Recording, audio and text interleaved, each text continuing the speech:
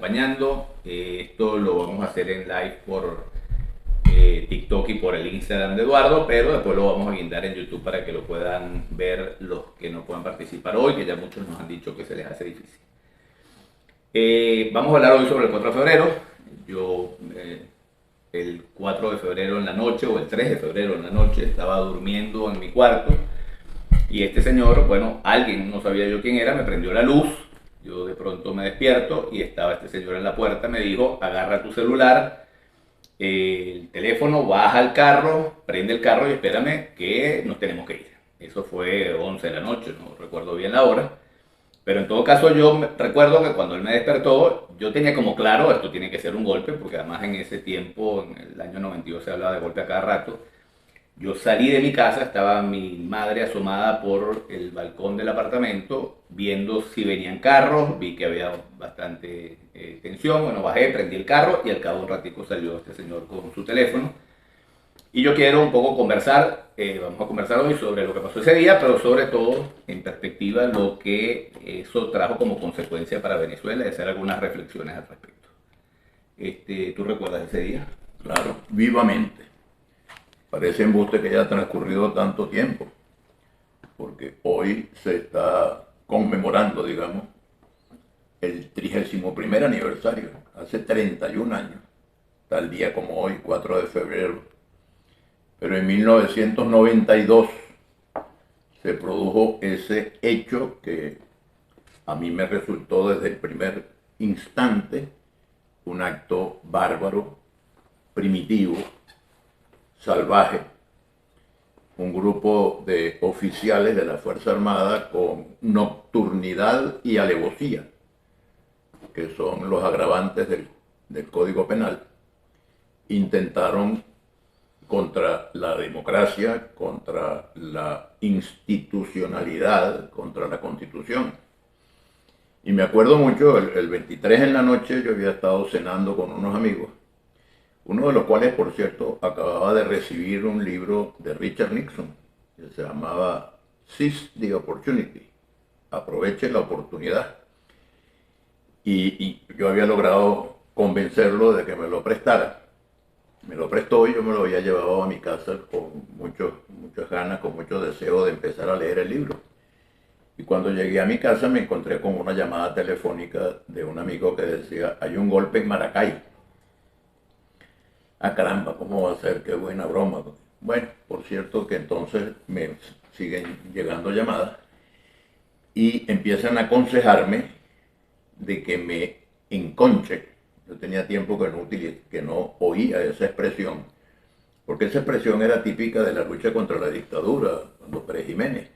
Había que encontrar un sitio donde enconcharse, o sea, donde esconderse para que los policías no lo agarraran a uno. Y entonces estos amigos me decían: tienes que enconcharte. Pero te cuento, Pedro Pablo, que lo que yo sentía en ese momento era una enorme responsabilidad. Porque yo creía que el presidente Pérez no había regresado a Venezuela. Él estaba en una conferencia en Suiza, la conferencia económica de Davos, y yo no sabía que había regresado. Entonces acepté que me enconcharan y al cabo de un rato me llama tu mamá, Marisabel, mi esposa, y me dice: mira, acabo de ver al presidente Pérez en Venevisión, lo que significa dos cosas.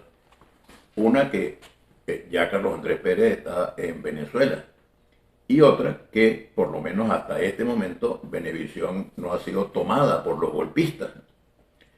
Yo me acuerdo, Perucho, que yo leí muy joven un libro de un señor llamado Curcio Malaparte, que escribió un libro que se llamaba La técnica del golpe de Estado. Y en ese libro recomendaba como primera cosa el que fuera a intentar un golpe, lo primero que tenía que hacer era tomar los medios masivos de comunicación social. Cuando Malaparte escribió su libro no existía la televisión, pero él decía: bueno, hay que tomar las radios. Entonces yo me imaginaba que los golpistas estarían tomando la televisión, las televisoras y las radios. pero estaba pensando, bueno, ¿qué es lo que debo hacer con la información que me dio tu mamá de que Pérez había salido por la televisión y de que Venevisión, por lo menos hasta ese instante, no estaba tomada? Yo dije lo siguiente: yo tengo que hablarle al país. Había habido las elecciones de 1988 donde habíamos competido Carlos Andrés Pérez y yo. Él había sacado un poco más del 50% de los votos, yo había sacado un poco más del 40% de los votos, y yo sentía que en ausencia de Pérez, la persona más responsable de hablarle al país frente a los acontecimientos que se estaban desarrollando era yo. Y si los golpistas debían tomar los medios de comunicación, era lo que daban esas elecciones, y no lo habían hecho, pues entonces los que estábamos contra el golpe debíamos ir a los medios de comunicación a defender la democracia. Exactamente, pero además corriendo el riesgo de que, aunque estuvieran retrasados, pues tenían que tener entre sus planes tomar los medios. En cualquier momento iban a llegar. ¿Sí? Así es, y a lo mejor era antes de que nosotros llegáramos, pero a lo mejor era después. Entonces te pedí que me llevara. Por cierto, yo recuerdo, yo estaba muy chamo, yo tendría 20 años en ese año. En el camino hacia Venevisión en el carro, recuerdo que tú me dijiste: si nos encontramos alguna alcabala, algunos militares y te dan voz de alto, párate, no vayas a seguir ni loco.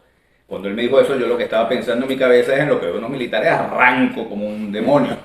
Y la verdad es que hoy en día me doy cuenta que su recomendación era completamente varia. Con el poder de fuego que tiene el ejército, pretender que uno veo pasar un carro, una alcabala, corriendo, era un suicidio completo, ¿no? Era preferible estar preso que no estar muerto.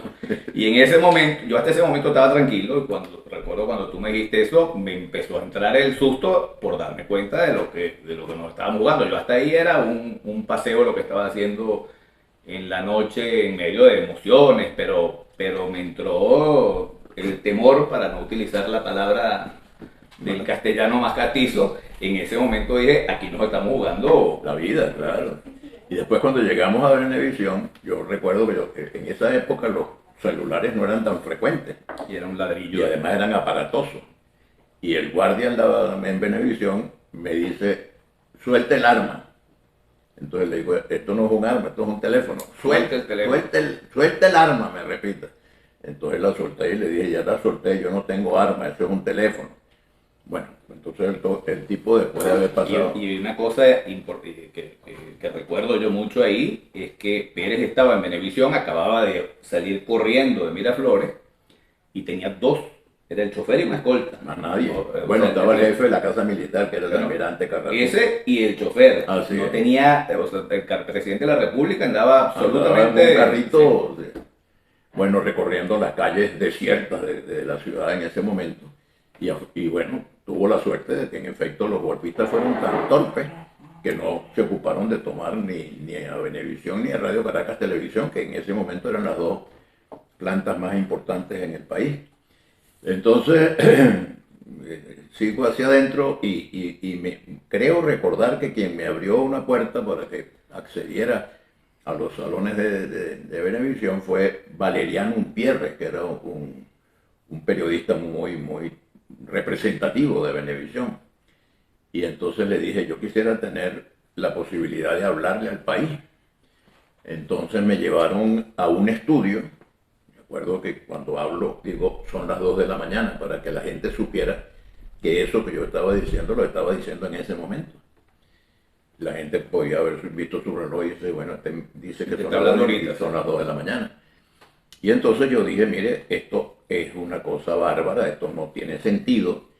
En primer lugar, una traición al juramento que los militares dan de sostener, respetar y defender el orden constitucional.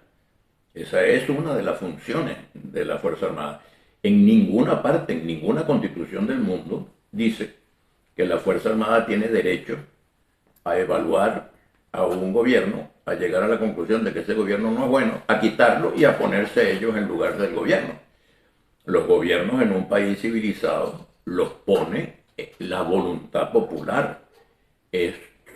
Todos los ciudadanos con sus votos los que contribuyen a formar el gobierno y y a darle legitimidad al gobierno. No unos tanques de guerra ni unas ametralladoras. O sea que ese día, cuando tú entraste en el estudio, yo me quedo afuera con mucha gente que había ido a Venevisión, que había hecho lo mismo, visto que había conversado Pérez, se habían acercado a Venevisión, tú hablas ahí y bueno, le hablas a los soldados y a los oficiales, le dices su obediencia es para con la Constitución, no puede ninguna orden de ningún oficial quebrantar el juramento que ustedes han hecho a la Constitución. Ese discurso se ha transmitido mucho. Yo recuerdo que yo lo vi junto con todo el mundo, que no estábamos en el salón, sino lo veíamos en una pantalla, y aquello fue una algarabía. La gente decía, bueno, este señor se grabó de estadista, que qué nobleza, que valentía al defender la democracia, y yo estaba eufórico. Yo me acuerdo que a mí se me quitó ese sentimiento eufórico cuando te vi a ti, y recuerdo un comentario que me hiciste en ese momento, donde me dijiste, la frase fue, hoy comienza mi calvario. Tú estabas perfectamente consciente, Pérez estaba en las encuestas terribles, Muy mal, muy devaluado. estaba hasta peor que Maduro.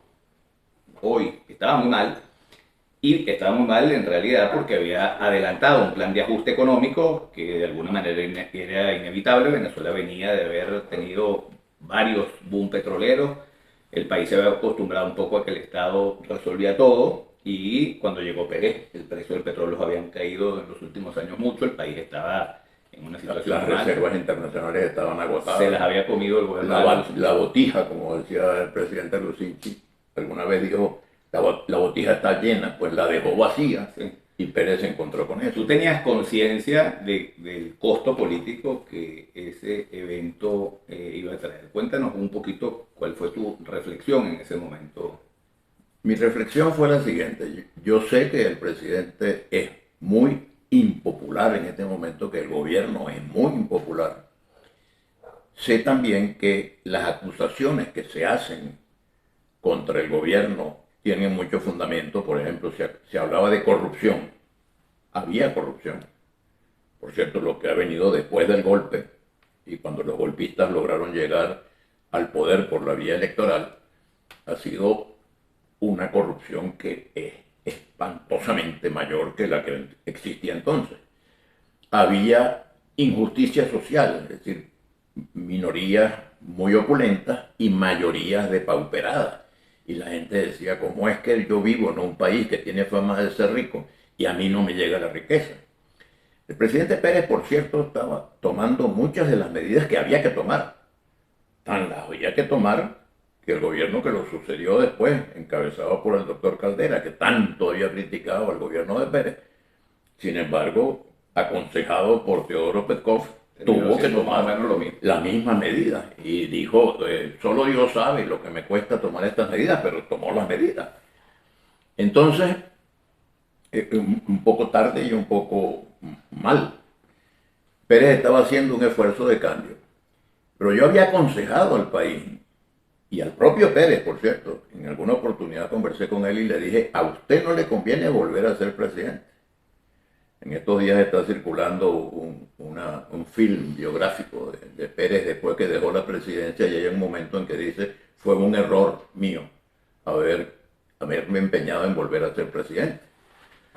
Bueno, pues yo se lo había advertido antes, porque los cambios que había que hacer en Venezuela se parecen mucho a los que estaba intentando él con la colaboración de Miguel Rodríguez, que era su ministro jefe de Cordiplan, y de Pedro Tinoco, que era el presidente del Banco Central de Venezuela. Pero él había sido un hombre formado en el socialismo.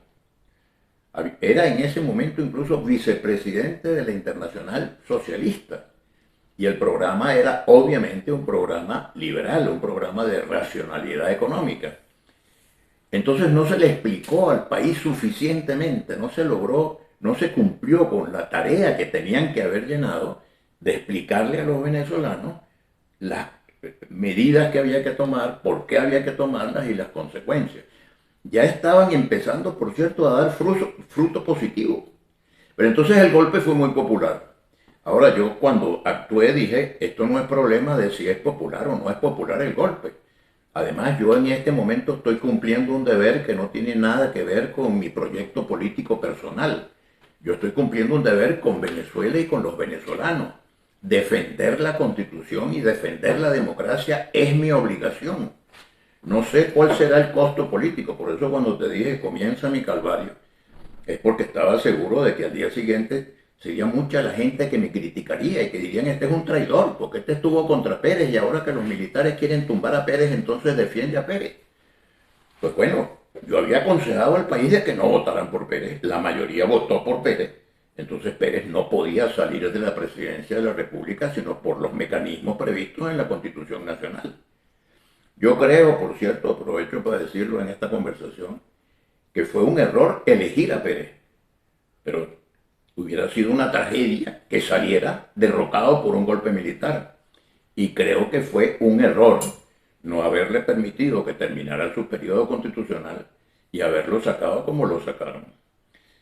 Error porque no era la persona. Fíjate que la campaña electoral en la que competimos, Pérez y yo me siento muy honrado de haber tenido semejante contrincante. En esa campaña electoral, Pérez consiguió muchos votos en el entendido y haciendo que la gente creyera que si él ganaba las elecciones, volvían los tiempos de la Venezuela Saudita de 1974. La gran Venezuela. La gran Venezuela, cuando los precios del petróleo aumentaron en el mercado internacional y el gobierno venezolano pudo disponer de enormes cantidades de dinero. Entonces, él le dijo a la gente, voten por mí para regresar al 74, y eso era absolutamente imposible. Quien quiera que ganara, él o yo, íbamos a tener que hacer un gobierno de austeridad, porque la situación era radicalmente distinta a la del 74. Ahora, como yo no había sido presidente antes, ni podía decirle a la gente, voten por mí para regresar a una época de bonanza, yo le explicaba a la gente, el país está entrando en una etapa distinta, la superación del modelo rentista petrolero. Ahora tenemos que diversificar la economía y hacer otras cosas diferentes. Sí, esta campaña, la campaña que además tiene mucha vigencia hoy, esa campaña en el 88, recuerdo que Pérez lo que decía era voten por mí y regresamos a la Venezuela Saudita con el Estado que resuelve todo. Y tú ibas haciendo campaña diciendo la clave para salir adelante es la educación, es la capacitación, hiciste un énfasis en la educación muy grande, pero además le decía a la gente, el país lo vamos a hacer grande con el esfuerzo de todos, con el sacrificio de todos, la gente tiene que superar la pobreza con su propio esfuerzo. Esa propuesta y la otra es vamos a regresar a la Venezuela Saudita y vamos a resolver todos los problemas, era como difícil. Y además él tenía una ventaja muy grande porque decía, ustedes se acuerdan que cuando yo fui presidente vivimos jauja. Entonces voten por mí para que volvamos a vivir esa época. Invitó al país a una fiesta y lo llevó a un velorio, porque además cometió el error de tomar posesión en medio de una coronación. Si yo hubiera ganado esas elecciones, yo tenía previsto dirigirme a los jefes de las misiones diplomáticas acreditados en Venezuela y decirles, yo quisiera que al acto de toma de posesión asistieran ustedes en representación de sus respectivos países. No quiero tener invitados especiales del exterior, porque el país estaba en una situación difícil. No se podía montar aquella tronco de fiesta Para después pedirle para sacrificio. después en enero decirle a la gente, eso fue en diciembre, en enero decirle a la gente, no, mire, no hay real, la botija está vacía, el Banco Central no tiene reservas internacionales, el doctor Lucinchi me dejó este gobierno en la carraplana, etc. Mire, entonces no haga la fiesta esa que hizo, pero él quería ser el líder mundial y entonces trajo a Fidel Castro y trajo al rey de España y trajo no sé cuánta gente a una fiesta que no se correspondía con el programa de austeridad que después iba a presentar.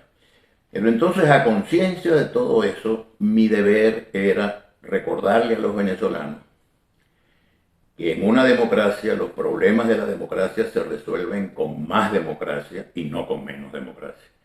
Un golpe militar para mí era el primer paso para instaurar en Venezuela una dictadura militar.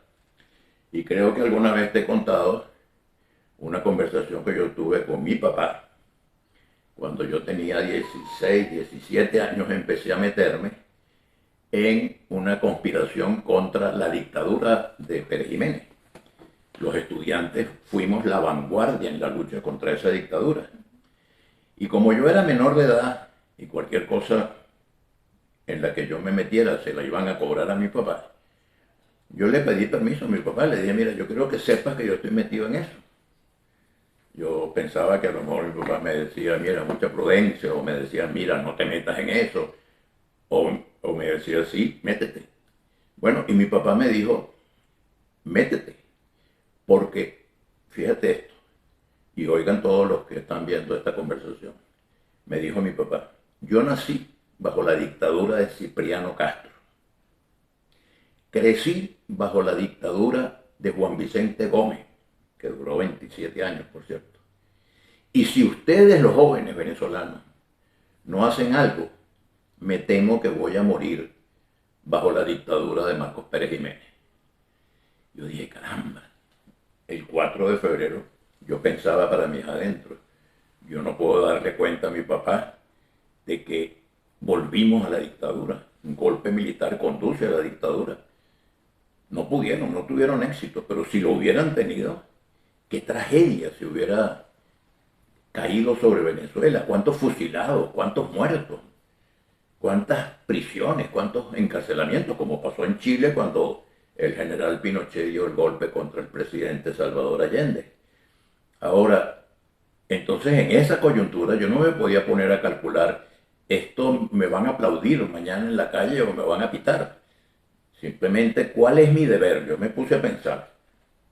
Y además con la preocupación de que andaba con mi hijo, con uno de mis hijos, y además tuvimos la compañía de tu mamá, porque una persona que trabajaba conmigo, Ángel Hernández se llamaba, buscó a tu mamá en la casa y se fueron los dos para Venevisión y nos acompañaron en Venevisión. Bueno, de Venevisión, por cierto, tú te fuiste a Miraflores al final, terminaste allá, primero te quedaste haciendo unas llamadas, pero mi madre y yo terminamos en casa de Juan Carlos y Santiago Álvarez Espinosa, los hijos de Osvaldo Álvarez Paz, que son grandes amigos, muy queridos, y Osvaldo estaba preso en el Zulia, que le había tomado Arias Cárdenas, ¿no?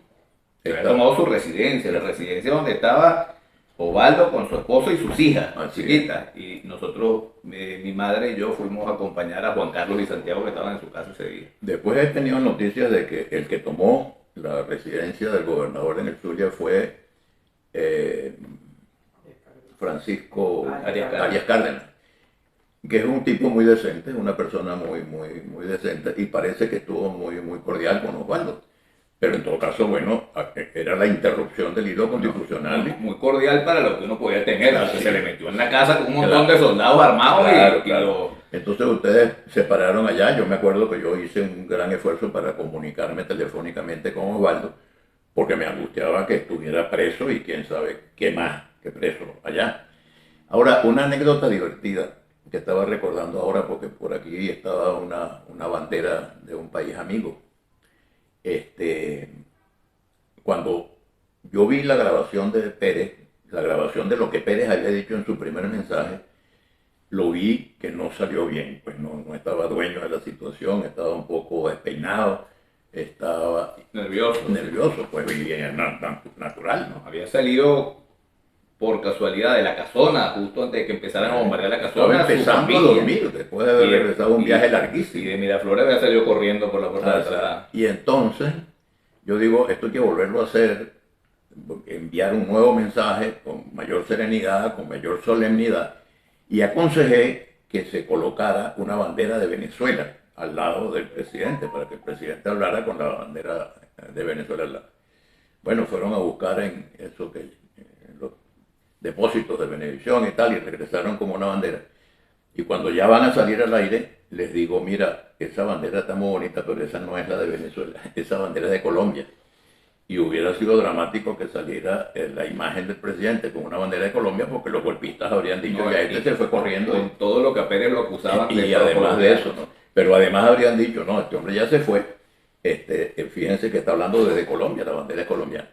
Bueno, yo sé que Pérez quería mucho Colombia, yo también he tenido siempre un gran afecto y un gran respeto por Colombia, pero no era la bandera de Colombia la que tenía que estar ahí, era la de Venezuela. No, en ese momento. Mira, ¿tú quieres hacer alguna reflexión final claro.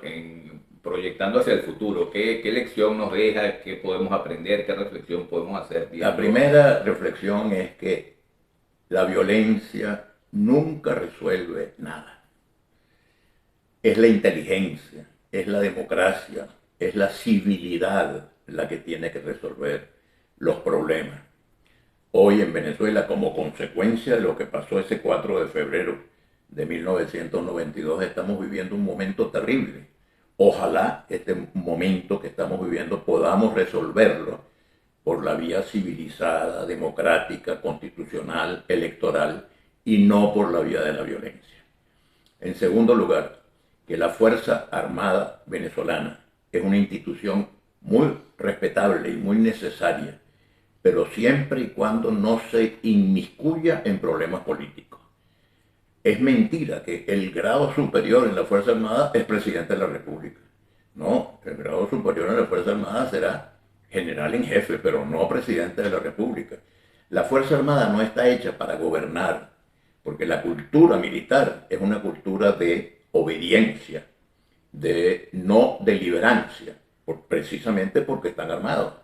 En cambio, la cultura democrática, que es la que se necesita para gobernar un país, es por definición deliberación, discusión, acuerdos, entendimientos.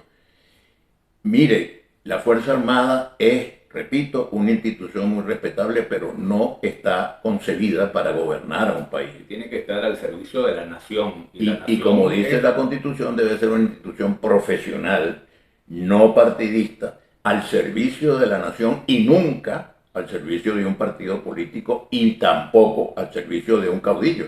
El presidente de la República debe cumplir la función de comandante en jefe de la Fuerza Armada, pero eso no significa que la Fuerza Armada vaya a estar subordinada a los caprichos del presidente. Como comandante de la Fuerza Armada, el primer deber es acatar y guardarle el respeto a la Constitución.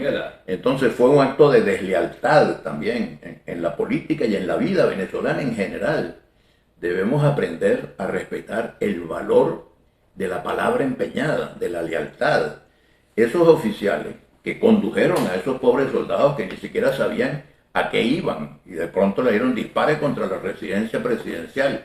¿Por qué? Bueno, porque está invadida por extraterrestres y entonces los pobres soldaditos disparaban para allá sin saber qué estaban haciendo. Entonces yo creo que hay una lección bien importante que es el respeto a la palabra empeñada. Si yo juré respetar la Constitución, yo tengo que respetar la Constitución y bajo ningún pretexto podemos. Y una lección más también que yo creo que es importante, es que si el 4 de febrero de 1992 todo el liderazgo nacional hubiera cerrado filas en una defensa firme, leal, sólida de las instituciones, no hubiera prevalecido esta tragedia que estamos viviendo nosotros como consecuencia de aquellos actos. Pero hubo muchos sectores que intentaron politiquear con aquello que estaba pasando precisamente porque sabían que Pérez estaba debilitado por su gestión de gobierno, que el gobierno tenía puntos muy bajos. El propio presidente no tenía el respaldo de su partido porque su partido estaba muy desconcertado con lo que estaba haciendo el gobierno y pasó lo que pasó. Entonces los venezolanos desgraciadamente estamos pagando un precio escandalosamente elevado como consecuencia de aquel acto bárbaro, primitivo y salvaje. Mira, bueno, aquí nos mandan algunos mensajes que leo. Al Tigre lo respeté por el desprendimiento político que tuvo ese día en favor de la democracia. Saludos desde Barinas, dice José Linares. Usted es uno de los hombres más inteligentes de este país. Muchas gracias. Creo que a Venezuela le hace falta una oposición más activa de un demócrata como Eduardo Fernández. Muchas gracias, Méndez.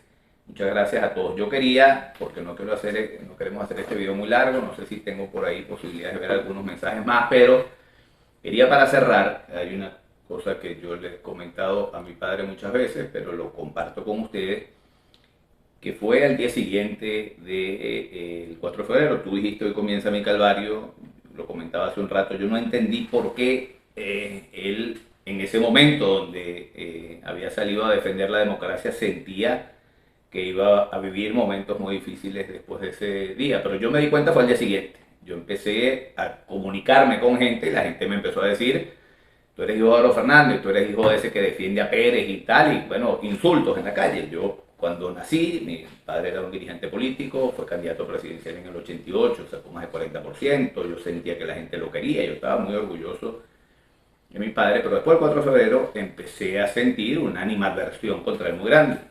Por cierto que después de la elección del 88, en todas las encuestas que se iban haciendo, parecía que después de Pérez, Eduardo Fernández iba a ser el presidente hasta el 4 de febrero, donde su respaldo a la democracia le provocó un costo político muy grande.